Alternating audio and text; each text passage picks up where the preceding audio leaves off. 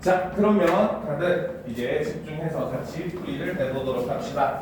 자, 어느 정도 다 풀었죠? 그지? 자, 드디어 이제 우리가 이 책을 한 지도 5주, 다음 주면 이 책도 이제 끝이 나죠. 그쵸? 자, 그래서 사실상 이제 우리가 고3 과정에서 여러분들한테 진짜 중요한 거, 물론 많은 작품을 많이 보고 그리고 많은 문제를 접해보는 거 정말 중요합니다. 그리고 이러한 유형들의 문제를 어떻게 풀어가는가 이런 것도 항상 몸에 익히는 게 가장 중요하다고 항상 얘기를 하고 있죠.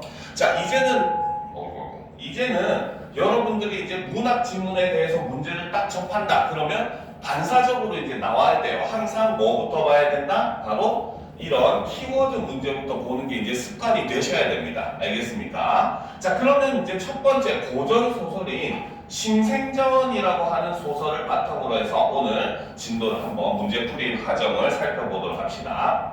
자, 늘 얘기하듯이 키워드 문제에서는 문제나 선지 같은 거 볼 필요가 없다고 했어요. 일단은 그쵸? 지문보다 먼저 보기의 내용을 한번 살펴보고 자, 지문으로 들어갑시다. 자, 보시면 소설에서 인물의 행위가 실현되고 사건이 일어나는 장소를 공간이라고 한다. 자, 그러면 이 소설에서는 공간이라고 하는 게 굉장히 또 중요한 역할을 하고 있다라는 걸 우리가 볼 수 있다는 거죠. 그렇죠? 그리고 당연히 이 지문을 판단을 할 때는 항상 공간을 중심으로 봐야 된다라고 여러분들이 유념을 하고 이제 들어가줘야 된다는 겁니다. 자, 심생전의 공간은 심생과 소녀의 만남과 이별이라는 사건을 중심으로 자, 이 작품의 핵심적인 사건은 바로 무엇이다? 심생과 소녀의 만남과 이별이다. 자, 이 핵심 사건을 중심으로 다음과 같이 나타낼 수 있고 사건의 전개도 공간의 이동에 따라 유기적으로 연결됩니다. 기본적으로 사건의 전개가 바로 어떻게 공간의 이동에 따라서 전개가 된다라는 걸 유념을 할 필요가 있다는 거죠. 자, 이를 바탕으로 작품에 대한 감상을 말해볼까요? 라고 얘기했을 때 일단 기본적으로 우리는 머릿속에 어떤 식으로 정리가 돼야 된다. 먼저 첫 번째 장소로서 소강통교에서 무슨 일이 있었냐? 그쵸? 그 다음 두 번째 소녀의 방에서 무슨 일이 있었냐? 그리고 마지막 세 번째 선방에서 무슨 일이 있었냐? 요걸 중심으로 이제 여러분들은 이야기를 파악해 나가야 된다라는 가이드를 잡고 이제 지문으로 넘어가 보도록 합시다. 자, 그러면 보도록 합시다. 자, 그래서 이제 여기서 두 사람이 처음 만난 게 아니라 이제 다시 재회를 하게 되는 장면부터 시작을 하죠. 자, 남구는 소강통교에서 만났던 그분 맞죠? 자, 이런 얘기를 한다는 것은 바로 뭐다? 소강통교에서 두 사람이 무엇을 했다? 첫 만남을 했었다 라는 걸 유추해 볼 수가 있었다는 거죠. 자, 저는 처음부터 남군이 와 계시는 걸 알고 있었어요. 벌써 20날째 밤이군요. 자, 여기서 밑줄도 그어져 있고 그쵸? 지금 뭡니까? 이 남군이 매일 밤마다 찾아온 게 벌써 언제? 20날이나 지났다라는 거지. 그치? 즉 바로 뭐다? 이 20날이라고 하는 것은 첫 만남 이후의 시간이 된다는 거고 이 20날 동안 바로 뭐다? 심생은 밤마다 어떻게 했다? 매일 찾아왔다 라는 걸 우리가 볼 수가 있더라는 거죠. 자, 이 손 좀 놓으셔요. 제가 소리를 지르면 여기서 나갈 수 없을 거예요. 제 말대로 하시면 저쪽 뒷문을 열고 남문을 맞이할게요. 어서 제 말대로 하셔요. 심생이 이 말을 믿고 물러서서 기다렸다. 소녀는 다시 벽을 따라 빙 돌아 방으로 들어가더니 즉 여기서는 지금 바로 뭐다? 사실 이 지문에서는 방에서의 이야기만을 하고 있습니다. 알겠습니까? 그런데 어쨌든 소강통교에는 이 두 사람의 이전의 첫 만남과 관련된 이야기가 전 진행이 되니까 이런 것들은 대화를 통해서 우리가 충분히 유추가 가능은 하다는 거죠. 알겠죠? 자, 그래서 방으로 들어가더니 여종을 불러 말했다. 어머니께 가서 주석으로 만든 큰 자물쇠를 좀 가져오너라. 밤이 너무 깜깜해서 누가 들어올까봐 무섭구나. 자, 여기서 지금 주석으로 만든 큰 자물쇠, 일단 밑줄 쳐져 있고 네모가 쳐져 있어요. 그러면 당연히 관련된 문제는 등장을 한다는 거죠. 그죠? 여러분들은 사실 이렇게 지문에 표시된 걸로 이 부분이 문제가 나온다는 거 어느 정도 알 수가 있는 것이고, 그렇죠? 그렇다는 거는 당연히 지문을 읽으면서도 얘가 무슨 역할을 하고 있는지 이런 거를 간략하게나마 파악하고 들어가는 게 훨씬 더 여러분들의 시간도 절약하고 유리하게 문제를 이끌어 나갈 수 있는 열쇠가 된다는 거죠. 자, 그럼 계속 보도록 합시다. 자, 여종이 내당으로 가더니 얼마 안 있어 자물쇠를 가지고 왔다. 소녀는 심생과 약속했던 뒷문으로 가 자물쇠를 걸고는 손수 열쇠로 딸까닥 소리를 내며 자물쇠를 채웠다라는 거죠. 자, 지금 이 자물쇠로 소녀가 한 행동은 바로 뭐다? 오히려 문을 잠궈버리는 역할을 해버렸다는 겁니다. 그렇죠? 그러면 소녀의 방에서는 첫 번째로 소녀가 한 일이 바로 뭐다? 자물쇠를 사용을 함으로써 바로 뭐다? 심생을 거절을 하는 이러한 모습을 보여주고 있죠. 그쵸? 20일 동안이나 이런 밤마다 이러고 있으면 거의 스토커죠. 그쵸? 자, 그렇기 때문에 심생을 먼저 거절을 하고 있는 모습을 보여주고 있습니다. 자, 그러고는 즉시 방으로 돌아가 등불을 불어 껐다. 아무 기척도 내지 않고 깊이 잠든 채 했지만 실은 잠자지 않고 있었다. 심생은 속은 것이 분하면서도 그나마 얼굴이라도 한번 보게 된 것을 다행스럽게 여겼다. 그날도 잠긴 문 앞에서 밤을 새우고 새벽에 돌아갔다. 그쵸? 정말로 스토커죠. 그쵸? 자, 그래서 일단 바로 뭐다? 두 사람이 지금 그쵸? 소녀의 방에서 재회를 하기는 했지만 소녀가 일단 먼저 거절을 했다는 거죠. 자, 심생은 이튿날에도 가고 그 이튿날에도 갔다. 그러나 감히 잠긴 문을 열어달라고는 하지 못했다. 비 오는 날이면 비옷을 입고 갔으며 옥자락 젖는 것쯤 마다하지 않았다. 이렇게 또 열흘이 지났다라는 거죠. 즉 이거는 이 열흘이라고 하는 시간은 바로 뭐다? 재회 이후 시간이 되는 것이고 첫 만남 이후부터는 첫 만남 이후부터는 사실 한 달이 30일이 지난 그런 시점이다. 간단한 더하기 빼기죠. 그렇죠? 아까 앞에서 제외했을 때 20날째 그러고 있다는 걸 들었으니 그 이후에 또 열흘이 지났으니까 30일이 지났다는 거죠. 그렇죠? 자, 한밤중이었다. 온 집안이 모두 달게 잠들었고 소녀 또한 등불을 끈 지 오래였다. 그런데 소녀가 갑자기 벌떡 일어나더니 여종에게 불을 켜라 이르고 이렇게 말했다. 너희들 오늘 밤은 내 당에 가서 자거라. 두 여종이 문을 나서자 소녀는 벽 위에서 열쇠를 가져다 자물쇠를 풀더니 뒷문을 활짝 열고 심생을 불렀다라는 거죠. 그렇죠? 자, 그래서 소녀의 방에서는 두 번째 어떻게? 바로 소녀의 마음이 그렇죠? 열리게 되는, 그래서 이렇게 함으로써 바로 뭐다? 심생을 받아들이고 있는 이러한 모습을 우리가 찾아볼 수가 있다. 소리. 자, 라는 거죠. 자, 그러면 계속 봅시다. 자, 남군 방으로 들어오셔요. 자, 심생은 생각해볼 겨를도 없이 어느새 그죠? 몸이 먼저 방으로 들어와 있었다. 소녀가 다시 문을 잠그고 심생에게 말했다.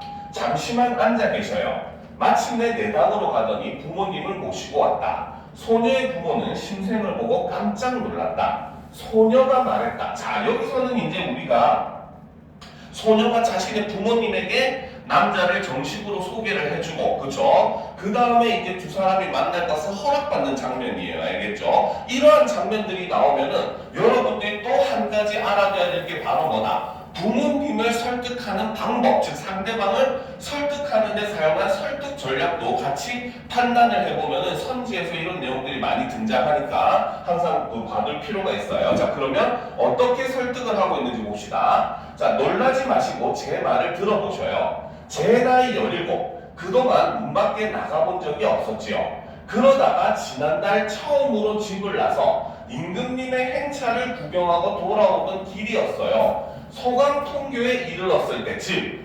소강통교라고 하는 공간은 바로 뭐다? 바로 지난달에 나갔었고 그곳은 임금님의 행차를 구경하기 위해 나간 공간이었다는 거죠. 그렇죠? 그러면 여기서 말하는 이 지난달이라고 하는 것은 두 사람이 첫 만남을 가진 날, 만난 날이 된다는 거죠. 그렇죠? 자, 그래서 이르렀을 때 불어온 바람에 보자기가 거쳐 올라가 마침 초립을 쓴 낭군 한 분과 얼굴을 마주치게 되었지요. 그렇죠? 자, 바로 이 부분에서 제시된 것이 바로 뭐다? 두 사람이 만나게 된 경위, 만난 과정을 이렇게 설명을 해주고 있다는 거죠. 자, 그날 밤부터 그분이 매일 밤 오셔서 뒷문 안에 숨어 기다리신 게 오늘로 이미 30일이 되었네요. 비가 와도 오고 추워도 오고 문을 잠가 거절해도 또한 오셨어요. 제가 이리저리 요량해 본 지 이미 오래되었답니다. 만일 소문이 밖에 퍼져 이웃에서 알게 되었다 쳐보세요. 저녁에 들어와 새벽에 나가니 누군들 낭군이 그저 창밖에 벽에 기대있기만 했다고 여기겠어요. 실제로는 아무 일이 없었건만 저는 추악한 이름을 뒤집어 써서 개에게 물린 꿩 신세가 되고 마는 거지요라는 거죠. 자, 꺽쇠로 표시합시다. 이 부분이 바로 뭐다? 부모님을 설득하기 위한 설득 전략 첫 번째가 드러난다는 거죠. 바로 이 부분에서는 부모님을 설득하는 설득 전략 첫 번째, 그쵸? 바로 나쁜 소문에 대한 두려움이 있다. 오히려 매일 밤 이 남자가 이렇게 우리 집에 와가지고 창밖에만 기대 있다 나가지만, 그쵸? 사람들은, 그것을 보는 사람들은 그렇게 생각하지 않을 거라는 거야. 바로 이 집 딸내미가 굉장히 이제 음탕해가지고 이상한 야한 짓만 하고 맨날 매일 밤마다 야한 짓 하고 있을 거다라고 사람들한테 나쁜 소문이 돌까봐 오히려 두렵다는 거죠. 그쵸? 그러니까 이 일을 일단 먼저 해결을 해야 된다라고 이야기를 한다는 거고. 자, 그러면 이제 또 두 번째 설득 전략을 보도록 합시다. 자, 저분은 사대부 가문의 낭군으로 한창 나이에 혈기를 진정하지 못하고 벌과 나비가 꽃을 탐하는 것만 알아 바람과 이슬 맞는 근심을 돌아보지 않으니 얼마 못 가 병이 들지 않겠어요. 병들면 필시 일어나지 못할 테니 그리 된다면 제가 죽인 건 아니지만 결국 제가 죽인 셈이 되지요. 남들이 알지 못하더라도 언젠가는 이에 대한 안갚음을 당하고 말 거예요. 자, 꺽쇠로 표시합시다. 얼마 못 가 병에 들지 않겠어요. 그렇죠? 자, 여기서 지금 제시하는 게 바로 설득 전략 두 번째. 그렇죠? 바로 상대방이 나랑 제대로 이제 뭡니까? 만나지 못하면은 나를 너무 그리워하다가 상사병에 걸려서 죽을 수도 있다라는 거죠. 좀 과장된 얘기긴 하죠. 그렇죠? 바로 뭐다? 심생의 건강을 걱정을 하고 죽을까봐 걱정이나 상사병이 심해져서 죽을 수도 있다라고 이야기를 하더라는 겁니다. 알겠죠?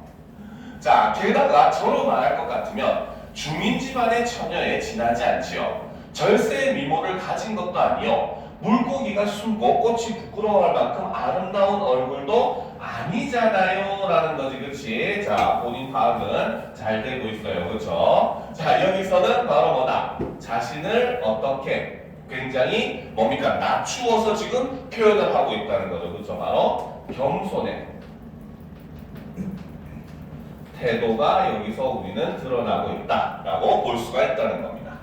그렇죠? 스스로를 지금 낮추어서 나는 그렇게 예쁜 여자가 아니에요 하고 한다는 거죠. 자, 그렇건만 낭군은 못난 솔개를 보고는 송골매라 여기고 이처럼 제게 지극정성을 다하시니 이런데도 낭군을 따르지 않는다면 하늘이 저를 미워하고 복이 제게 오지 않을 게 분명해요 라는 거죠. 자, 여기까지 또 꺽쇠로 표시를 하도록 합시다. 여기서는 설득 전략 세 번째. 전략 세 번째. 바로 심생의 정성을 부각시켜준다, 강조해주는 그러한 모습을 볼 수가 있더라는 겁니다. 알겠습니까? 그래서 이렇게 세 가지 이유를 들어가지고 심생을 받아들여야 한다라고 설명을 하고 있더라는 거죠. 알겠죠? 자, 그러면 계속 보도록 합시다. 자, 그래서 이 세 가지 이유를 이미 얘기했고 이제 나는 마음을 굳혔다는 거죠. 자, 계속 봅시다. 제 뜻은 결정되었어요. 아버지, 어머니도 걱정 마셔요. 부모님은 늙어가시는데 자식이라곤 저 하나뿐이니 사위를 맞아 그 사이가 살아계실 적엔 공양을 다하고 돌아가신 뒤에 제사를 모셔준다면 더 바랄 게 뭐 있겠어요. 일이 어쩌다 이렇게 되고 말았지만 이것도 하늘의 뜻입니다. 자, 이것도 하늘의 뜻이다. 즉 그 말은 우리의 만남은 바로 뭐다? 우리가 만나게 된 건 하늘의 운명이다. 즉 운명론적 세계관이 이렇게 드러나더라는 거죠. 그렇죠? 다시 말해 무엇하겠어요? 라는 거죠. 그래서 설득 전략으로 굳이 하나 더한다면은 바로 뭐다? 자식이 딸인 자기밖에 없으니까 사위를 맞이하면은 그 사위가 부모님을 제대로 봉양을 할 수 있을 것이다 라고 하는 것도 추가를 우리가 어느 정도 할 수는 있는 내용이긴 합니다. 알겠습니까? 자, 그러면 이제 마지막 다음 페이지로 보도록 합시다. 그렇죠? 자, 심생은 이날 밤 소녀와 동침한 이래, 야해라, 그죠? 자, 동침한 이래 저녁에가 새벽에 돌아온 일을 하루도 거르지 않았다. 소녀의 집은 본래 부유해서 심생을 위해 화려한 옷을 많이 장만해 주었다. 그러나 심생은 이상하게 볼까봐 그 옷을 입지 못했다. 심생은 비밀을 깊이 감추었지만 심생의 집에서는 심생이 밖에서 자고 오래도록 돌아오지 않는 것을 의심하게 되었다. 마침내 심생은 산속 절에 가서 공부에 전념하라는 분부를 받았다. 심생은 불만스러운 마음에 우울하게 집에 머물다가 벗들에게 이끌려 책을 쌓아 짊어매고 북한산 섬으로 올라갔다. 선방에 머문 지, 그쵸? 자, 지금 이 선방이라고 하는 공간으로 지금 이동을 했어요. 그쵸? 그리고 이동을 하게 된 이유는 바로 뭐 때문에? 심생이 바로 뭐다? 맨날 밖에서 자고 오래도록 돌아오지 않았고, 그렇기 때문에 심생에게 어떻게? 산속 절에 가서 공부에 전념하라고 분부를 해서 선방으로 이동을 하게 됐다는 거죠. 즉 선방으로 간 것은 심생의 의지다 아니다? 아니라는 거죠. 집에서 시킨 겁니다. 그렇죠? 자, 선방에 머문 지 한 달이 가까워올 즈음 어떤 이가 찾아와 소녀가 쓴 한글 편지를 전했다. 뜯어보니 이별을 알리는 유서였다. 소녀는 이미 죽었던 것이다 라는 거죠. 즉 선방에서는 어떤 일이 일어났다? 두 사람이 이별을 하게 되었고 그 이유는 소녀가 죽었다. 소녀의 죽음이라는 거죠. 바로 심생이 자신을 떠난 것을 알고 이제 자결을 했다라고 볼 수가 있다는 내용입니다. 알겠습니까? 이렇게 파악을 하니까 우리가 내용이 일사분란하게 쫙 정리가 된다는 거죠. 그래서 여러분들이 문학 작품을 볼 때 이렇게 키워드를 바탕으로 판단을 하게 되면은 훨씬 더 쉽게 내용을 판단을 할 수가 있을 겁니다. 알겠습니까? 자, 그러면 1번 문제 한번 살펴보도록 합시다. 그쵸? 자, 기읍부터 리을에 대한 설명으로 가장 적절한 것은 이라고 했었죠. 그쵸? 자, 그러면 기읍부터 리을이 무엇인지를 우리가 일단 먼저 봐야 되겠죠. 자, 기읍은 바로 뭐다? 요건 다 지워도 되겠죠? 자, 1번 문제에서 얘기하는 기읍은 아까 얘기했듯이 바로 뭐다? 스무날째. 스무날이라고 하는 시간은 바로 뭐다? 첫 만남 이후 그런 시간이 되는 것이고 이 날 동안은 바로 뭐다? 매일 심생이 찾아와 창문 아래에서 기다림. 그렇죠? 오늘따라 왜 이렇게 오타가 심하지? 그래서 찾아와서 기다리는 요런 시간이었고, 자, 그 다음 니은을 보도록 합시다. 자, 니은은 바로 또 열흘이 지났다라는 거죠. 니은은 열흘인 것이고, 그렇죠? 자, 이거는 바로 뭐다? 스무날 이후 흐른 시간이라는 거죠. 그렇죠? 그리고 이 스무날 때는 바로 뭐다? 스무날이 지난 다음에는 기다렸지만 바로 뭐다? 소녀가 거절을 하게 되는 거죠. 바로 자물쇠로 문을 잠궈버림으로써 거절한 지 열흘이 된 시간이 되는 거죠. 그쵸? 자, 그 다음 이제 디귿을 보게 되면은 바로 뭐다? 지난달. 그쵸? 디귿은 지난달이고, 이 지난달 시간은 바로 뭐다? 소강통교에서 첫 만남을 가진 바로 그 시점인 것이고, 자, 그리고 마지막 리을은 언제? 바로 선방에 머문 지 한 달이 지났다라는 거죠. 바로 한 달은 바로 뭐다? 바로 이별 이후 시간이 되는 거고, 이때 소녀가 죽음을 맞이했다라는 거 우리가 파악이 가능하다는 거죠. 자, 그러면 이제 문제를 보도록 합시다. 자, 기읍부터 리을에 대한 예로 가장 적절한 것은 기읍은 즉 스무날은 그쵸? 열흘과 달리 자신을 향한 심생의 마음을 여인이 눈치채지 못한 시간이다? 아니죠. 아까 지문에서는 심생이 20날째 온 거를 이미 알고 있었다고 했습니다. 그렇죠? 그래서 여인이 눈치채지 못한 게 아니라 알고 있었지만 모른 척 한 거다라고 볼 수가 있다는 거죠. 자, 2번. 자, 열흘은 리을 한 달과 달리 심생이 밖에 나갔다가 새벽에 돌아오지 않은 것을 심생의 집에서 알게 된 시간이다? 아니죠. 심생의 집에서 아는 것은 뭡니까? 열흘날 이제 소녀가 마음을 열고 부모님에게 아예 소개를 해준 다음에 두 사람이 매일 밤마다 꽁냥꽁냥하고 지내다가 뭡니까? 결국 집에서 의심을 하게 됐잖아요. 그렇죠? 그러니까 어떻게 보면은 이 열흘 이후의 시간이 바로 뭐다? 심생의 집에서 알게 된 시간이니까 이것도 틀렸다고 봐야 되는 거죠. 알겠습니까? 즉 바로 뭐다? 니은에서 리을 사이의 어떤 시점이 바로 뭡니까? 알게 된 시간이 된다는 거죠. 알겠죠? 자, 디귿은 리을의 시간을 회피하기 위해서 지난달은 이별 이후의 시간을 회피하기 위해 심생과 소녀가 인내심을 가지고 기다린 시간이다? 아니죠. 한 달은 이후에는 두 사람이 결국 이별을 했습니다. 그쵸? 자, 4번 리을 지난달은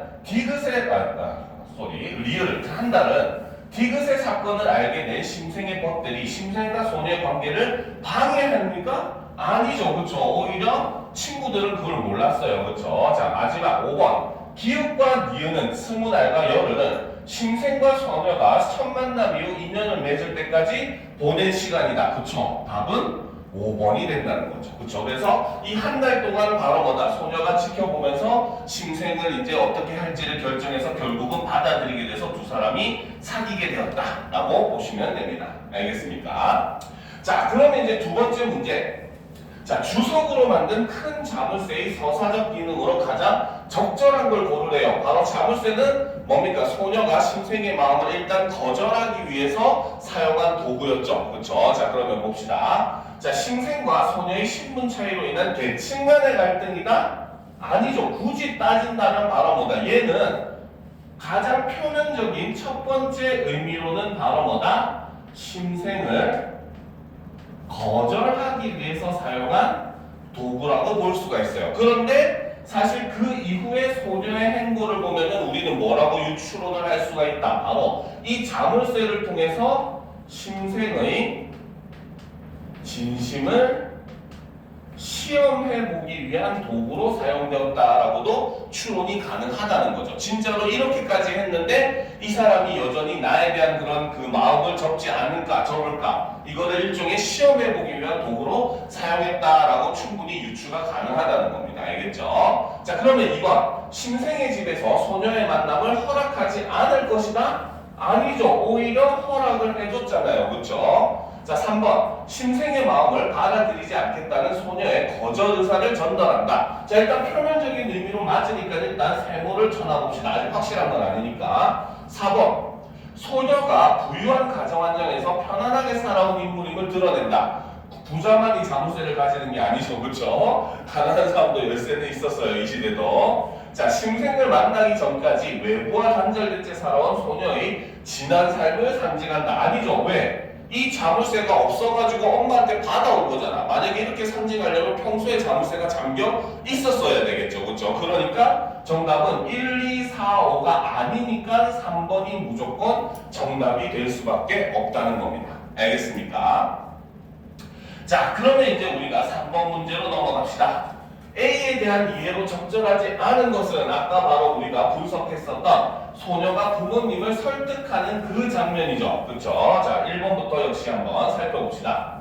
자신의 결정이 심사숙고를 거듭한 결과임을 강조함으로써 확고한 의지를 드러내고 있다. 그렇죠? 지금 20날째 막 그러고 있었다가 내가 거절했는데도 불구하고 매일 밤 나를 이렇게 찾아와 주었다라고 얘기하면서 자기가 굉장히 많은 고민을 했었다라고 이야기를 했습니다. 2번, 남궁과 인연을 맺게 된 과정을 구체화함으로써 떠도는 소문에 대한 부모의 걱정을 해소하고 있다? 자, 이게 틀렸죠. 왜? 떠도는이 아니라 바로 뭐다? 떠돌지도 모를, 그렇죠? 앞으로, 그렇죠? 떠돌지도 모를 소문에 대한 뭡니까? 걱정을 이야기를 함으로써, 그렇죠? 걱정을 이야기하고 있다는 거죠. 그렇죠? 그래서 부모님한테 오히려 이러한 소문이 떠돌게 되면 더 문제니까 미리 이제 차라리 이 남궁과 사귀겠어요 하고 얘기를 하고 있는 거지. 지금 현재는 소문이 떠돌고 있는 상황은 아니다라는 걸 우리가 알 수가 있다는 겁니다. 알겠습니까? 자, 3번. 어떤 것도 남군의 기다림을 막지 못했음을 전달함으로써, 그쵸? 비가 와도 오고 눈이 와도 오고 추워도 오고 이런 얘기했었죠. 그래서 인연을 맺을 수밖에 없는 당위성을 드러내고 있다. 그렇죠? 특히 마지막에 하늘의 운명이다. 하늘이 맺어준 일이다 라고 했죠. 4번. 자신이 내세울 것 없는 존재라고 겸손하게 말함으로써 자신을 기다린 남군의 진심 어린 태도를 부각하고 있다. 그렇죠? 자기는 그렇게 이쁜 얘가 아니라고 얘기를 하면서, 그렇죠? 하지만 그래도 남군은 나를 굉장히 지극정성으로 대해줬다라고 얘기를 하죠. 5번. 남군의 부정적인 미래를 가정하고 그 책임에서 자신도 자유로울 수 없음. 즉 남군의 부정적인 미래가 바로 뭐였다? 병에 걸려서 죽을지도 모른다는,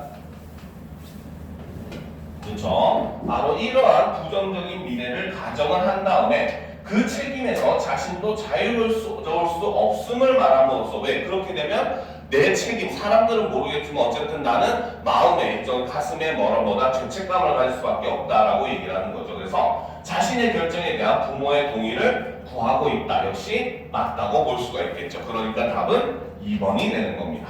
그렇죠? 자, 그 다음 이제 키워드 문제로 넘어가 보도록 합시다. 4번.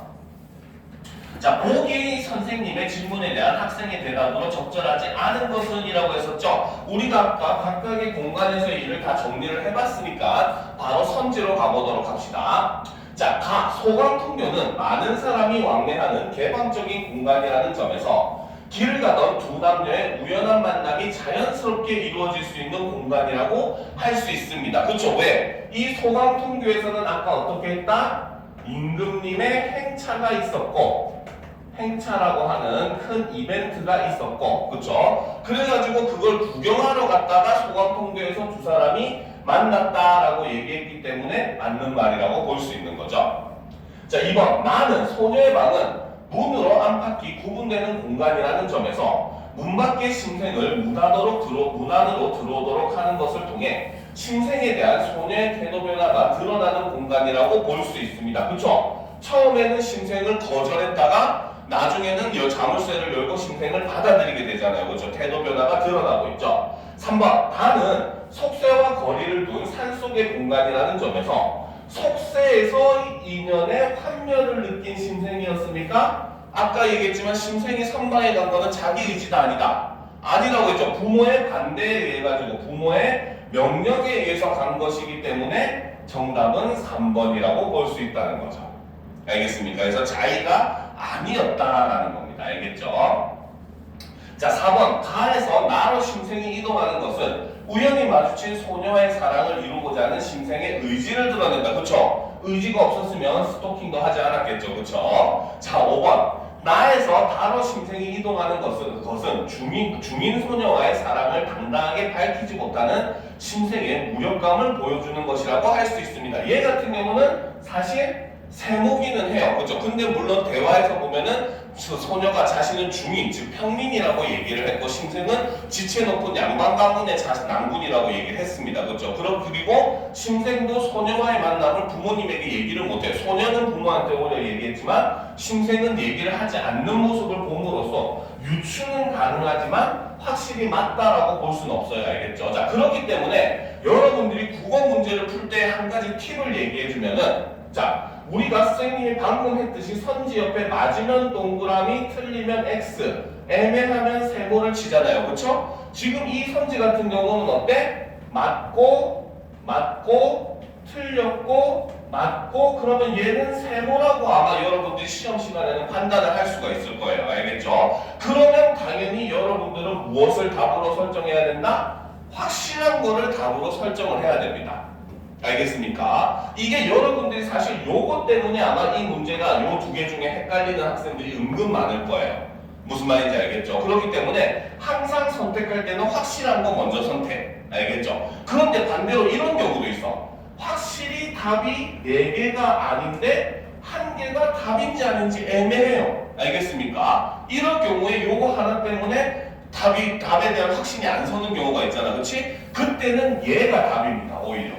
무슨 말인지 알겠습니까? 그러니까 여러분들이 뭐 2개 중에 헷갈린다, 3개 중에 헷갈린다 할 때는 이런 식으로 네모, 세모, X를 가지고 여러분들이 판단을 해보게 되면은, 동그라미, 세모, X를 가지고 판단을 해보게 되면 오히려 어떤 걸 여러분들이 답으로 선택해야 될지에 대한 하나의 가이드가 만들어질 수 있다라는 거 유념을 해둘 필요가 있습니다.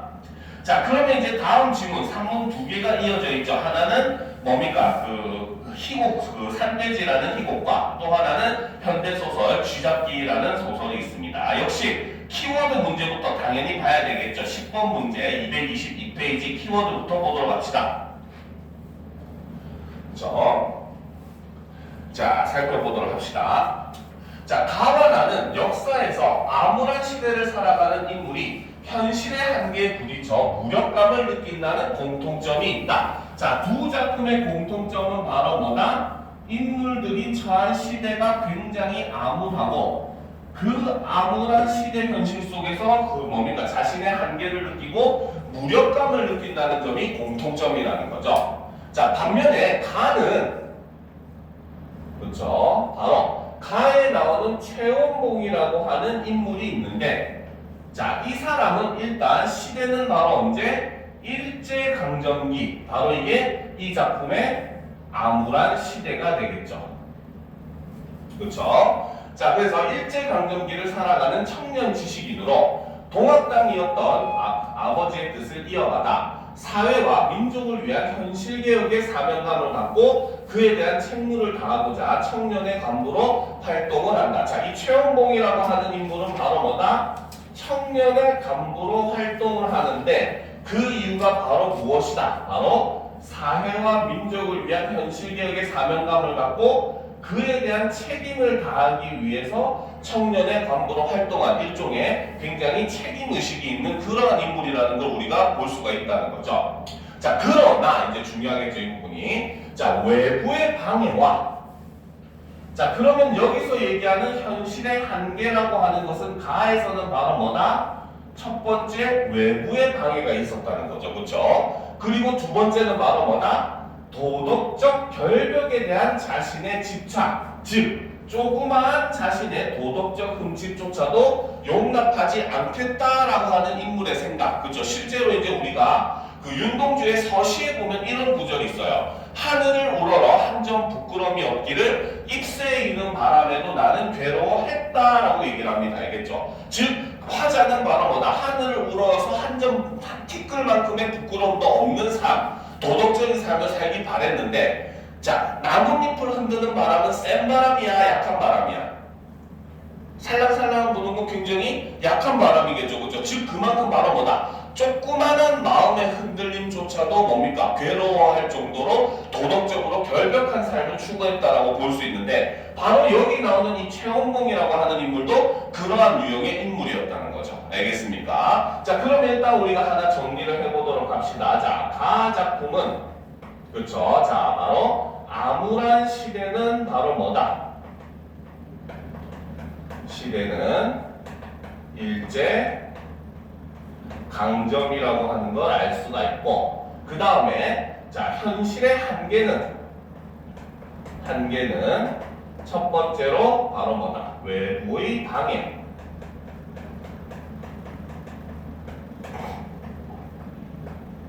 그리고 두 번째는 도덕적 결벽에 대한 집착. 요 부분의 내용을 중심으로 우리가 가작품을 파악해야 된다라고 가이드를 이렇게 제시를 해주는 겁니다. 알겠습니까? 자, 그리고 이제 나 작품을 보게 되면 아버지라고 하는 인물이 나온다는 거죠. 그쵸? 자, 이건 색깔 다른 걸로 하는 게 낫겠네.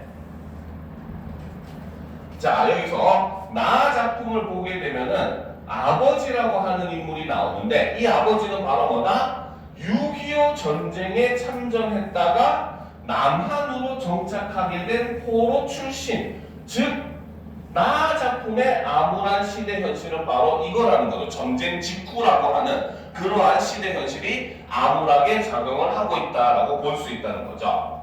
자, 거기다가 이제 분단 또한 어떻게 고착화가 되어버렸다는 거죠. 그러니까 아버지는 당연히 고향인 북한에 두고 온 가족을 만나지도 못하고 남한 사회에 경제적으로 무능한 삶을 살아간다. 즉 변화된 사회에 제대로 적응을 하지 못하는 인물이다라는 걸 우리가 볼 수 있다는 거죠. 자, 그 대신에 아버지는 가게에 나타난 쥐를 잡는 것에 집착을 하는데, 자, 아버지가 하는 행동이 바로 뭐다? 가게에 나타난 쥐를 잡는 것에 집착을 하더라는 겁니다. 그쵸? 자, 그것은 바로 뭐다? 무력감에서 벗어나기 위한 일종의 아버지의 몸부림이었다는 거죠. 자, 여러분들이 고등학교 과정에서 1학년 때나 2학년 때 많이 배우는 작품 중에 9켤레의 구두로 남은 사내 한 번쯤 들어본 적 있죠. 그렇죠? 여기서도 보면 어때? 인물이 맨날 자신의 자존심에 상처를 입을 때마다 바지 뒤쪽에다가 구두를, 그렇죠? 문질러가지고 구두를 깨끗하게 닦는 그러한 모습. 그리고 맨날 한다는 소리가 선생 이래봬도 나 대학 나온 사람이요 하고 얘기하는, 그치? 이런 모습을 통해 가지고 자존심을 회복하려고 하는, 무력감에서 벗어나려고 하는 그런 행동을 하는데, 이 작품의 아버지는 쥐를 잡는 것을 통해 가지고 자신의 그런 무력감에서 벗어나고 싶어 한다라고 볼 수 있다는 거죠. 알겠죠? 자, 즉 가의 최원봉은, 나도 일단 정리를 하고 보도록 합시다. 자, 나 같은 경우는 암울한 시대가, 시대는 바로 뭐다? 전쟁 직후의 사회라는 거죠. 그렇죠? 그 다음에 분단, 직후라는 거고, 그러면 이 아버지가 느끼고 있는 한계는 바로 뭐다? 첫 번째는 분단이 고착화가 되면서, 그렇죠? 고착화가 되면서 바로 뭐다? 고향과 가족을 상실하게 되는 그러한 모습을 보여주더라는 거죠. 그렇죠? 그리고 두 번째는 바로 뭐다? 경제적으로 무능한,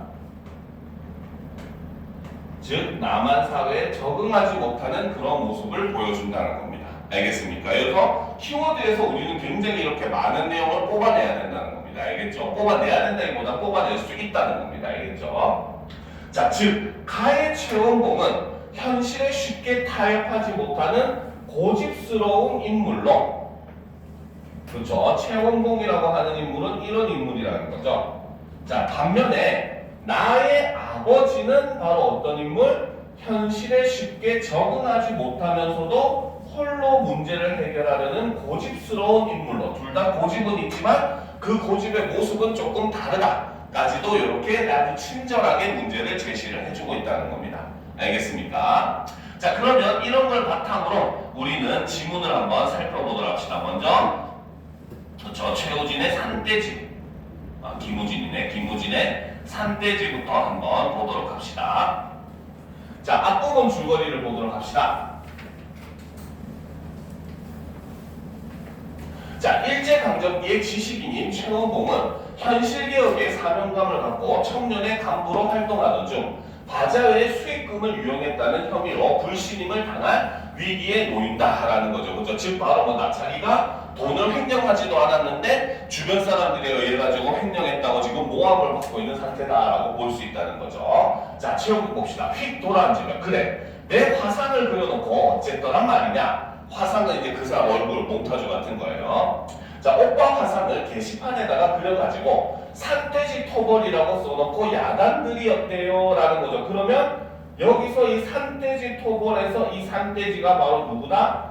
최원봉이 되겠죠. 사람들이 최원봉의 사진을 그림을 얼굴을 붙여놓고 산돼지 토벌이다라고 적어놨다는 거죠. 그렇죠? 자, 그렇다는 것은 바로 뭐다? 이 산돼지 토벌 자체가 바로 외부의 실현을 의미한다라고 볼 수 있다는 거죠. 자, 그 앞에 서서 모두 성벽을 쳐가면서 산돼지 화상, 산돼지 얼굴, 자기를 조소하듯이 웃는다. 자기 스스로를 지금 비웃는다는 거죠. 그렇죠? 일종의 스스로에 대한 일종의 바로 뭐다? 자책감 내지 이런 일을 일으킨 자신에 대한 죄책감 이런 것들이 드러나는 거죠. 자, 영순씨 그만둡시다. 그까지 개자식들 하는지 일일이 가리다가는 우리만 사람답지 않게 됩니다. 자, 그런데 왜 오빠더러 경찰 가고 야단들이에요? 그래서 사람들이 지금 최원봉이 돈을 횡령을 했다고 지금 모함을 하고 있는 거죠. 자, 차여 원봉에게 자, 딴 남들까지 다 알고 있는 처지에 영순 씨에게 말하지 못할 것 무엇 있니? 영순에게 장부와 현금은 확실히 50여 원이 축이 난답니다. 그러니까 현금 출납을 맡게 된 원봉군에게 불신이 많이 제출되는 것도 무리한 일은 아니죠. 즉 바로 뭐다? 돈이 50여 원이 지금 비었는데 그래가지고 지금 바로 뭐다? 원봉군이 바로 현금 출납을 맡았기 때문에 이 사람에게 지금 모함을 하는 거라는 거죠. 근데 지금 그 말은 거꾸로 얘기하면 바로 뭐다? 모함을 하는 사람들도 원봉이 썼다는 거는 증명을 못한다는 겁니다. 무슨 말인지 알겠죠? 그냥 비니까 책임질 사람이 필요했고 그게 최원봉이었던 것 뿐이라는 거죠. 알겠죠? 자, 하지만 이 불신이라는 결국 불통과가 되었으니 근심하실 것은 없습니다. 왜 그런 거 아니? 몇몇 힘있는 자 외에 일단은 불신이나를 부인하겠다는 생각보다도 원봉군을 용인하겠다는 생각으로 불통과가 되었습니다. 즉 바로 뭐다? 지금 원봉군을 용인하겠다는 생각으로 불통과가 되었대요. 즉 아직은 원봉의 결백이 밝혀졌다 안 밝혀졌다? 안 밝혀졌어. 근데 평소에 최원봉이라고 하는 인물이 하는 행동을 알고 있는 사람들이 그래 네가 그렇게 했겠어 하면서 이제 그 사람을 믿어줘가지고 통과를 시키지 않았다. 즉 오히려 아까도 얘기했지만 최원봉은 키워드에서 마지막에 뭐라고 되어 있습니까? 굉장히 고집스러운 인물이라고 되어 있죠. 그렇죠? 그러니까 오히려 자기는 어때? 그런 식으로 인정받는 것을 용납할 수가 없는 인물일 거라고 우리가 충분히 추측이 가능하다는 거죠. 알겠죠? 즉 내가 진짜 깨끗하다가 아니라 그냥 너니까 우리가 일단은 믿어줄게 이런 것 자체를 싫어하는 인물이라는 거죠. 무슨 말인지 알겠습니까? 이해가 돼요? 그렇죠? 이해됩니까? 그렇죠? 자, 그것이 실상인즉 내 마음을 더욱 괴롭게 만든 것인 줄을 네가 알겠니? 오빠, 그러면 회계 검사를 시키면 될 일이 아니에요. 당연한 정당방어라고 할 수 있지 않아요. 그 문제보다도 이 불신이 많이 제출하게 된 원인을 해서 폭로시켜야 할 것이죠.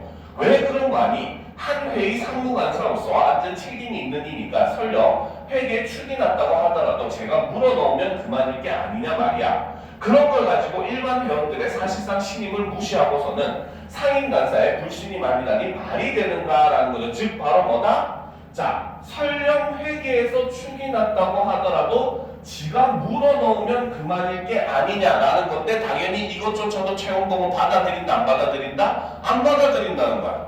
그래서 대충 메꿔 넣어서 일단 문제만 해결하자 이런 주의의 사람이 아니라는 거죠. 근본적으로부터 자신의 결백을 밝히고 싶은 인물일 거라는 거죠. 아까 키워드에서 다 제시가 됐죠. 그렇죠? 자, 그래서 자기 회를 자기가 똥칠하는 그런 무식하고 부정한 짓이 어디 있겠어? 이 내용을 조사해서 확정한 증거를 제출하지 않으면 안 되네 라는 거죠. 자, 다음 페이지. 자, 똥칠 아니라 더한 칠이라도 나는 내 양심대로 칠하고 나설 수밖에. 왜 그따위로만 되어가니? 내 말 좀 들어봐라. 적대 불신이 아니 통과 못된 것은 즉 내게 대한 사실상의 신임이라고 나는 보고 있다. 왜 그런 거 아니? 설령 이번 바자에서 회계상에 축이 생긴 것이 과실이라 해놓고라도 내게 대해서는 회를 위해 신임한다는 증명이 아니겠니? 정치에서 과실은 죄악이라는 금원을 사실로 부인해버린 이 자리, 이 처지가 아니니 그래도 모르겠니? 그런데 너는 일시의 감정, 사소한 생각으로 그만 소인이 되어버리려고 하니라는 거야. 즉 바로 뭐다? 지금 차역이라고 하는 인물은 바로 뭐다? 오히려 네가 이렇게 사람들이 너를 믿어주고 있다는 게 더 중요한 것이다 라고 지금 하면서 뭡니까? 최원봉을 설득을 하고 있더라는 거죠. 그렇죠? 자, 그런데 최원봉의 대답을 봅시다. 소인 아니라 더 작은 난쟁이가 된다기로 치욕이 될 것은 없다. 나는 아무리 이를 위한다기로 내 과실을 숨기거나 남에게 부당한 사과를 하기는 싫다. 나는 내 과실을 과실대로 그이들 앞에 가서 자복하겠다. 승리를 얻은 장군 이상으로 억찬 자신을 가지고 차지하겠다. 즉 이러한 모습에서 바로 뭐다? 굉장히 도덕적 결벽을 추구하고 있는, 그렇죠? 즉 사람들이 내가 깨끗하다는 걸 알아야 되는 것이지 그저 나에 대한 믿음으로써 바로 뭐다? 나를 뭡니까? 약간 그 일종의 동정하듯이 연민하듯이 나를 그렇게 뭡니까? 인정해주는 거는 나는 용납할 수가 없다라는 거죠. 자, 그것이 무슨 되지 못한 망나니 사상이야. 그것도 니체식이니 나도 그전에는 너와 뜻이 맞고 또 너와 같이 일해 나갔다가 이제는 못하겠다. 너희들이 나의 재능과 손을 빌리려고 내 과실을 용서해준다는 그런 더러운 동정은 내게 똥보다도 더럽게 생각된다. 그렇죠? 굉장히 도덕적으로 아주 티끌만큼의 잘못도 인정하지 못한다는 거죠. 자, 나는 내 뜻으로 일하려면 그 전에 먼저 같이 일할 온 사회를 적진으로 몰아낸 뒤에 일이 되겠다. 노한 소리로. 그래서 회도 그만두고 조소와 이반을 맞아들여서 모두 기본법을 만들겠다는 말이구나. 또한 노한 소리로. 왜 너희들은 나 아니면 상무관사 될 사람 없어 그러니? 그리 장원되어 하는 내가 되어 일해보려구나. 그러면 설마 나 같은 산돼지보다 나을 테지. 즉 자기는 바로 뭐다? 이러한 잘못이 일어났다는 그 자체만으로 스스로를 굉장히 자책하고 있는 그런 인물이다라고 볼 수가 있다는 거죠. 자, 일어서면 점점 타락해 오는구나. 잘 되어간다. 산돼지나 되었으면 잡아먹기는 하지만 너는 그것도 못 되는 소인이야. 소인? 너희들은 얼마나 위대한 대인이니 이 에고이즘에 철저한 놈들 달려들듯이 이를 위해서는 위선까지 용서해야 한다고? 그것이 너희들 주의로구나. 더러운 자. 핵심은 요거죠. 바로 이를 위해서는 위선까지 용서해야 한다. 이거 자체를 지금 거부하는 인물이 최원봉이라고 하는 겁니다. 알겠습니까? 더 짓거리지 마라. 공연이 내 집도 아닌데 내 집에서 싸워서 그런 체면이 있겠니? 너 싸워볼 테냐. 목베인 항우했지. 자, 항우가 되면 그래도 박물관에다 가지고 가면 값이 된단다. 너는 산돼지야. 어금니밖에 못 쓰는 산돼지. 자, 최원봉 달려들면 이 위선자 내 어금니한테 좀 배워봐라 하면서 이제 바로 이 최원봉이라고 하는 인물의 굉장히 고집스러운 모습을 이렇게 볼 수가 있었다는 거죠. 자, 그러면 나 작품을 보도록 합시다. 자, 그깟 쥐한마리 상대하는 것을 가지고 추악한 전쟁 운운하는 데는 어폐가 있을는지도 모른다. 그러나 민홍은 1년 전 이맘때 홀로 힘겨운 싸움을 해나가던 아버지를 떠올릴 때마다 그 표현에는 하등의 부풀림이 없다는 생각뿐이었다. 그렇죠? 자, 그 싸움이 끝나자마자 느닷없이 엄습해온 겨울의 막바지에 불현듯 세상을 등진 아버지를 생각하며 더욱 그러했다. 아버지의 병명은 폐암이었다.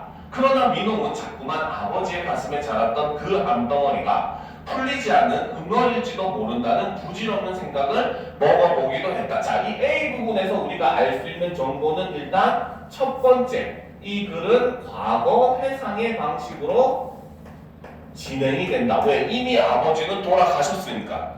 그쵸? 자, 그리고 두 번째는 바로 뭐다? 아버지 몸속에서 자랐던 그 암덩어리. 폐암이니까 당연히 암덩어리가 있었다는 거고, 사실 그 암덩어리는 무슨 의미였다? 아버지 마음속에 있는 풀리지 않는 응어리, 즉 한의 결정체였다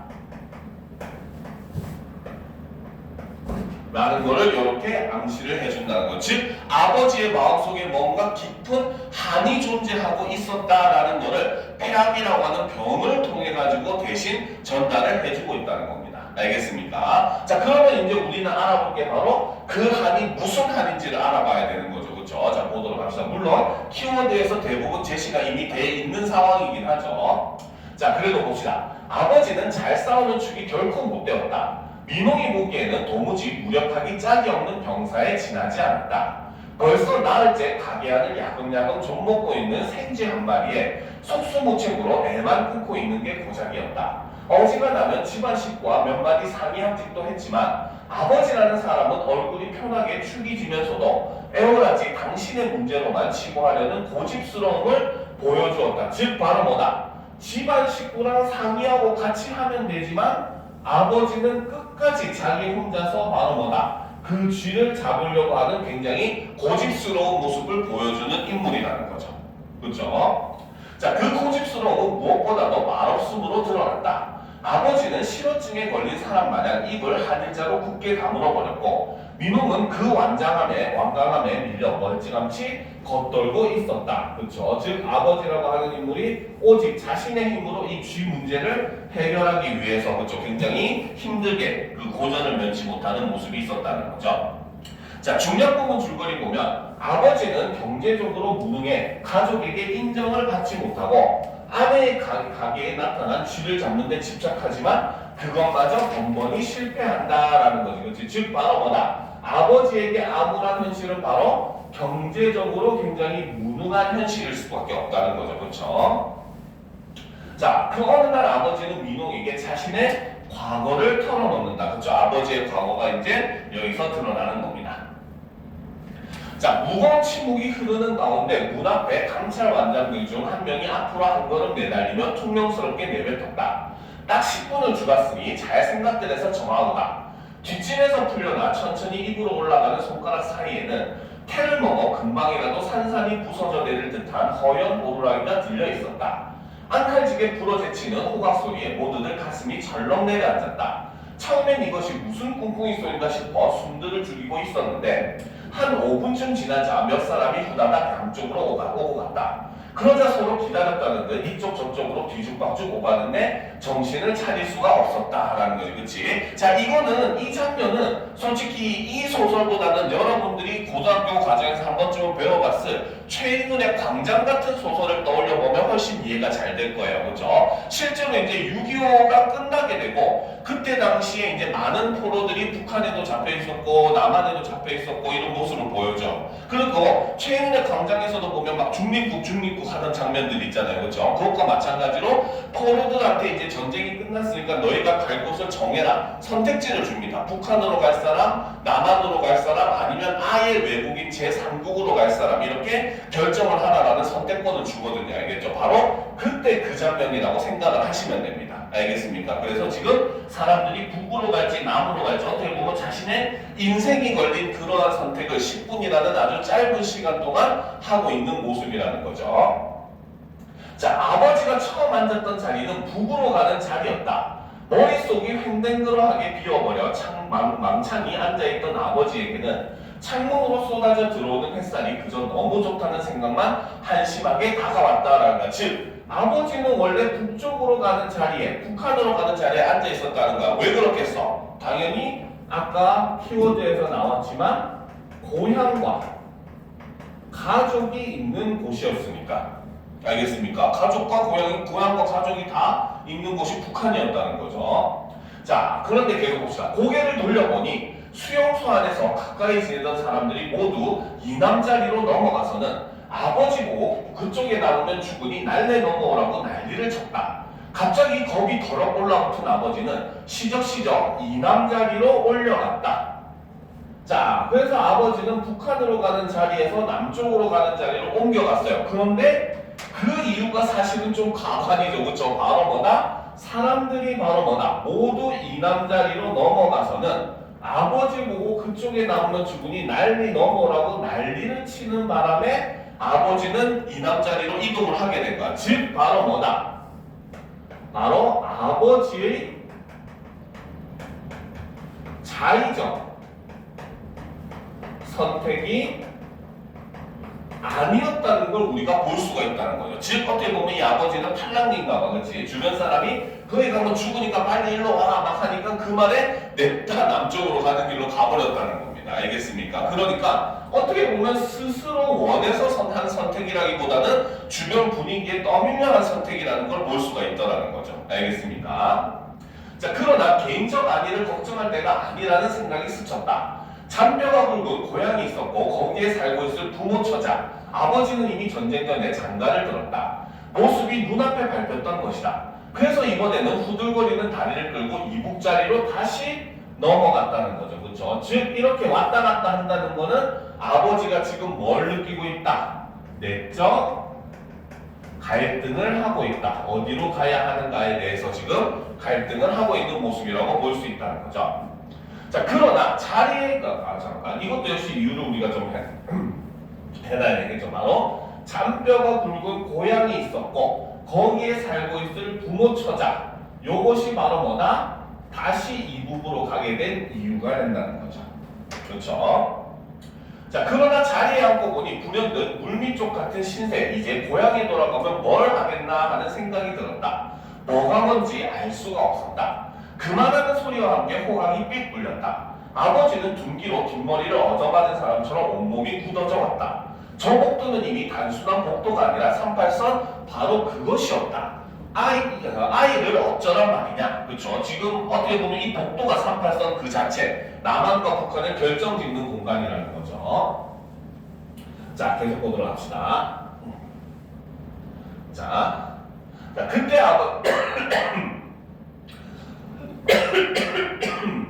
자, 자신의 두 눈을 의심했다. 차오르는 숨을 가누지 못해 고개를 쳐든 아버지의 눈동자에는 컨셉 들보 위를 살금살금 걸어가는 희끄무레한 물체가 들어왔다.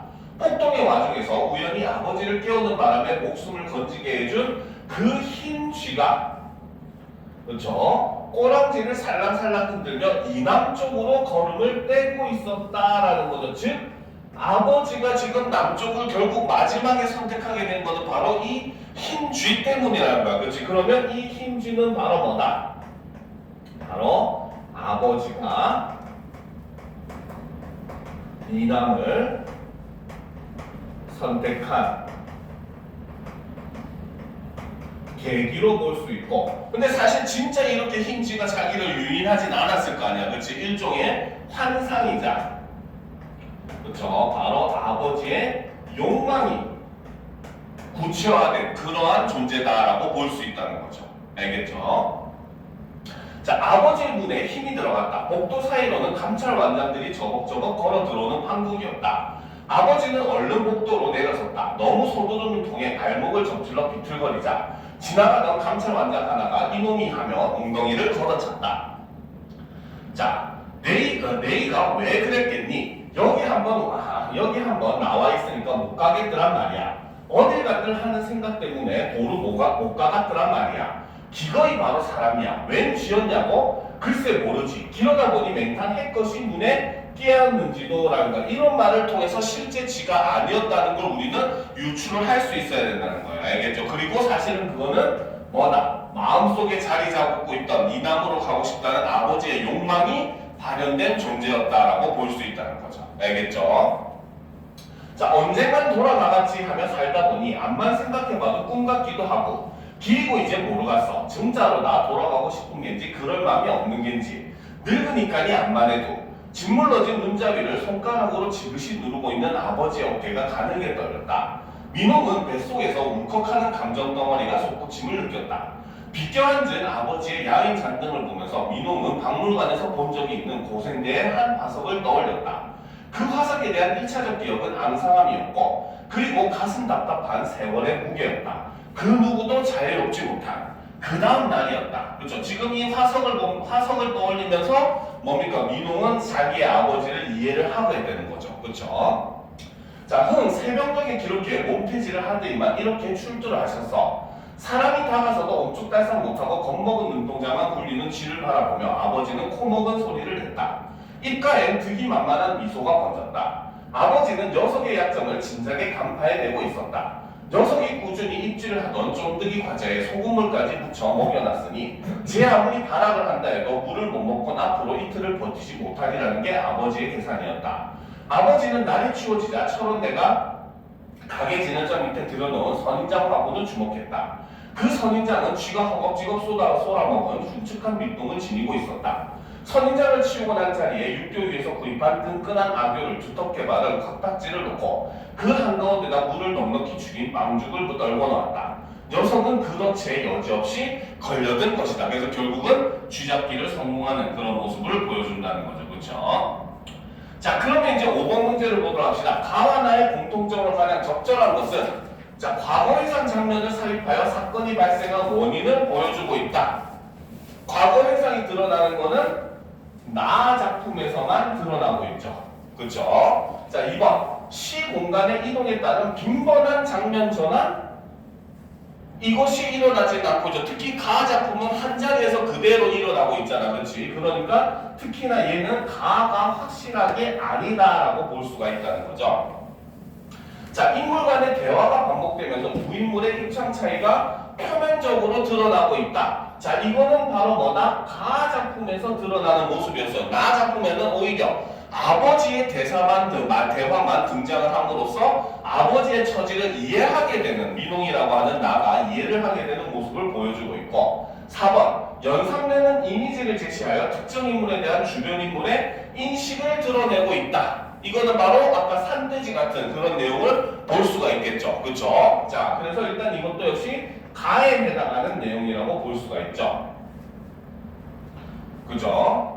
자, 그리고 나에서는 바로 어떤 게 있습니까? 연상되는 이미지, 제시하여 특정 인물에 대한 주변 인물의 인식을 드러내는 거. 바로 뭐가 있었습니까? 어떤 거? 어떤 거 있었습니까? 자, 나 작품 한번 다시 보도록 합시다. 요건 거 우리가 한번 살펴보고 넘어가야 되겠죠. 그쵸?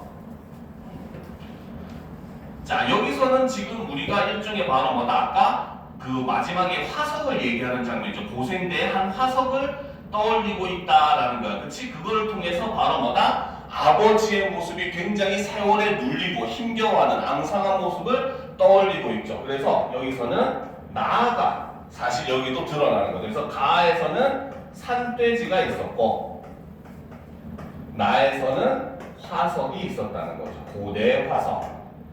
그쵸?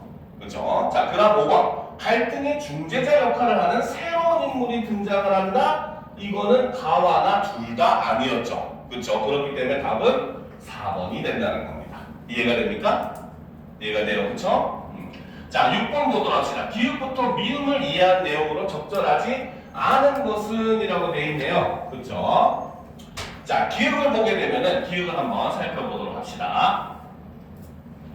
자, 글이 기니까 쭉 올라가서 자, 기읍. 그렇죠? 자, 그 문제보다도 이 불신임함이 제출하게 된 원인을 계속 폭로시켜야 할 것이지요 라고 차혁이라고 하는 인물이 얘기하고 있는 거야. 원봉의 얘기가 아니죠. 그렇죠? 자, 원봉에 대한 일반 회원들의 신임이 무시되고 불신임이 제출된 것이 청전의 명예를 실추하고 있다며 문제시하고 있다. 그렇죠? 왜 이게 나왔는지를 살펴야 된다라고 얘기했기 때문에 맞다고 볼 수가 있겠죠. 그렇죠? 자, 그 다음 2번 니은. 니은을 보게 되면 자, 왜 그런 거 아니? 설령 이번 과제에서 회계상에 축이 생긴 것이 과실이라고 해놓고라도 내게 대해서는 회를 위해 신임한다는 증명이 아니겠니? 정치에서 과실은 죄악이라는 금원을 사실로 부인해버린 이 자리 이 처지가 아니니 즉 바로 뭐다? 네가 깨끗한지 안 깨끗한지는 사실 중요하지 않고 사람들이 너를 믿고 있냐 안 믿고 있냐가 더 중요하다라고 얘기하는 거죠. 즉 상대의 과실을 인정하더라도 불신임함이 통과되지 못한 상황을 긍정적으로 해석하면서 상대를 설득하고 있다. 그렇죠? 이것도 맞다는 거죠. 그렇죠? 일단 네가 잘못을 했는지 안 했는지 나는 모르겠지만 그렇죠? 일단은 사람들이 너를 믿고 있다. 이런 걸로 설득을 하고 있는 거죠. 자, 디귿. 자, 나는 아무리 이를 위한다기로 내 과실을 숨기거나 남에게 부당한 사과를 하기는 싫다. 나는 내 과실을 과실대로 그이들 앞에 가서 자복하겠다. 승리를 얻은 장군이상으로 억찬 자신을 가지고 사죄하겠다. 자, 여기서는 바로 도덕적 결벽성을 추구하는 최원봉이라고 하는 인물의 모습을 볼 수 있었죠. 자, 3번 바자회에서 회계상에 추진한 것에 대한 혐의와 관련하여 자신이 저지른 과실을 덮지 않고 떳떳하게 책임을 지겠다는 의지를 드러내고 있다. 이것도 일단 맞다고 볼 수 있겠죠. 자, 리을을 보도록 합시다. 자, 리을은 자, 너희들이 나의 재능과 손을 빌리려고 내 과실을 용서해준다는 그런 더러운 동정은 내게 똥보다도 더럽게 생각된다라는 부분이죠. 자, 리을의 내용을 보게 되면 자, 연상되는 이미지를 제시할, 이게 아니네. 자, 리을은 현금 출납의 잘못을 덮고 자신에게 계속 청년의 상인 간사 역할을 맡기려고 하는 상대의 호의를 부정적으로 인식하고 있다. 그렇죠? 오히려 너희들이 나를 동정하는 게 나는 더 싫다. 이렇게 얘기를 하는 거죠. 자, 미음을 보도록 합시다. 자, 너희들은 얼마나 위대한 대인이니? 이 에고이즘의 철저한 놈들. 에고이즘을 한번 살펴보면은 바로 자기 자신의 이익만을 꾀하고 사회 일반의 이익은 염두에 두지 않는 이기주의를 나타낸다는 거죠. 자, 그래서 철저한 놈들. 이를 위해서는 위선까지 용서해야 한다고라는 거지. 자, 그래서 미움의 내용을 살펴보면 회계 오류를 범한 것을 명목으로 자신에 대해 불신란을 제출한 이들의 이기주의적 태도와 위선을 비판하고 있다? 아니죠. 오히려 최원봉이 비판하고자 한 것은 바로 뭐였다? 내가 일단 무엇이 내가 잘못을 했든 안 했든 너희들은 지금 그냥 너희들이 일을 하기 위해서 나를 지금 계속해서 쓰려고 하는 게 아니냐. 잘못이 있으면 일단 그것부터 잘잘못을 가려야지. 일단 너희가 필요하기 때문에 나를 그렇게 용서해 준다는 건 나는 용납할 수 없다. 이렇게 얘기를 한다는 거야. 즉 여기서 지금 최원봉이 진정으로 화를 내는 사람은 바로 뭐다? 자신에 대한 불신이 많은 제시한 사람들이 아니라 오히려 자신의 잘못을 그냥 얼렁뚱땅 덮어버리고 계속해서 회를 유지하려고 하는 그런 단체에 더욱더 지금 화가 나 있는 상황이다라고 볼 수 있다는 겁니다. 알겠죠? 자, 7번 문제. 나에 대한 이해로 가장 적절한 것은 이야기 속 인물의 내적 독백을 통해 인물 사이의 갈등을 전달하고 있다. 맞습니까? 틀립니까? 이 나 작품에서는 인물 사이에 갈등이 없죠. 그렇죠? 오히려 굳이 갈등을 따진다면 아버지의 내적 갈등을 볼 수가 있습니다. 2번. 전지적 소수자가 인물이 겪은 과거의 사건을 환상적 분위기로 구현해? 그건 아니죠. 회상의 방식으로 보여주고 있고 이야기 속 인물이 중심인물의 행위를 묘사하며 사건의 원인을 추리하고 있다. 자, 일단 이거 세모 쳐나봅시다. 일단 왜? 아버지라고 표현했기 때문에 바로 자식인 민홍이 서술자라는 걸 일단 우리는 알 수 있기 때문에 이야기 속 인물이 중심인물의 행위를 묘사하는 건 알 수 있겠죠. 그렇죠? 그리고 사건의 원인을 추리한다라고 하는 거는 약간 좀 세모를 쳐나봅시다. 자, 이야기 속 인물이 과거의 이야기와 현재의 이야기를 모두 서술하도록 하여 관점의 일관성을 유지하고 있다. 이거는 일단 맞는 말이죠. 그렇죠? 그렇죠? 민웅의 입장에서 과거 이야기와 현재 이야기를 모두 서술하죠. 그렇죠? 자, 전지적 서술자가 특정 인물의 시선에서 상황을 서술하여 그 인물이 직접 이야기하는 듯한 인물의 느낌을 준다? 아니죠. 오히려 관찰하는 느낌을 주고 있기 때문에 정확한 답은 4번이라고 보는 게 훨씬 더 맞다는 거죠. 알겠습니까? 자, 일단 그러면 이번 시간 수업은 여기까지 하도록 하겠습니다. 알겠죠? 8번하고 9번은 이제 여러분들 클리닉 때 질문할 거 있는 사람들은 질문을 받아주도록 할게요. 알겠지? 지금 32분 정도 됐으니까 10분 정도 쉬었다가 이어서 가도록 합시다. 알겠죠? 왜 이렇게 다들 아침부터 힘들어 하시나? 어?